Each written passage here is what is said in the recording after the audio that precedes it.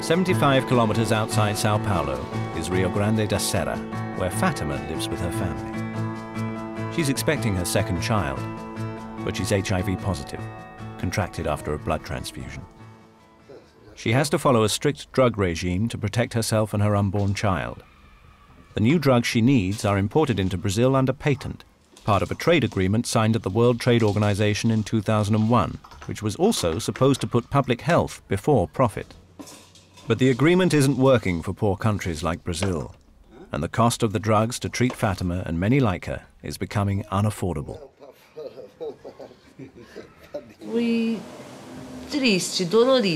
What happened to me was very sad and terrible.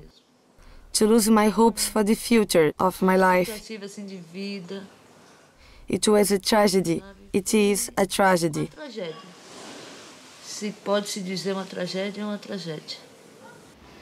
Brazil's government runs one of the world's most successful HIV treatment programs. Before the patent agreement came into effect, it had started to produce its own antiretroviral drugs. The government currently provides 170,000 out of Brazil's 500,000 HIV-positive sufferers with free drugs.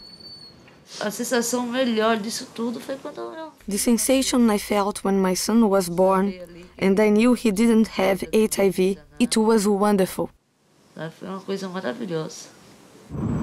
But Brazil's health budget is soaring to pay the patents on the new imported drugs agreed under TRIPS, the Trade-Related Intellectual Property Rights Agreement, signed at the World Trade Organization 5 years ago. It led to increase in prices of patented goods, and it meant, especially for countries such as Brazil that have large public health programs dealing especially with HIV, AIDS, it meant a lot of difficulty, and the prices of the medicines really increased significantly. Brazil needs the new generation of imported antiretroviral drugs to treat HIV patients.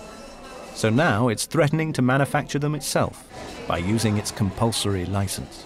So compulsory licensing is an instrument to try to balance that according to other sorts of interests in favor of development of the patent in the country or in public interest and so on.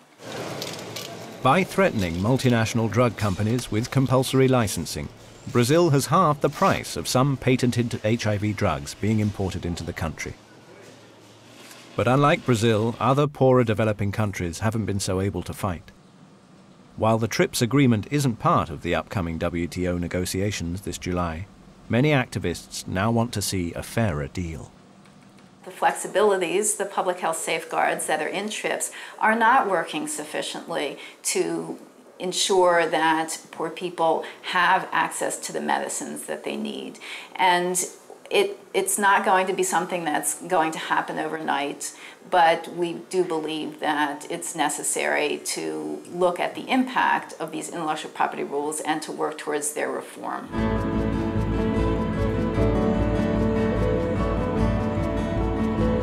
Meanwhile, Fatima has an appointment at a university clinic in Sao Paulo to find out if her unborn baby is still free from HIV infection.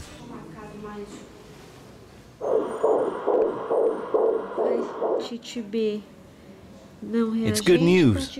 The tests show her baby is healthy. If I had to pay for the treatment, I think I would be dead. I wouldn't have my son or the life I have now. Brazil recognizes patents and intellectual property rights are important, but it's also convinced developing countries shouldn't need to fight so hard to protect the health of their people. The issue of public health, the issue of drugs at affordable prices, the issue of the sustainability in long term of public health programs in developing countries. These are extremely important issues, and you can't put the protection of a monopoly power by the patentee above that.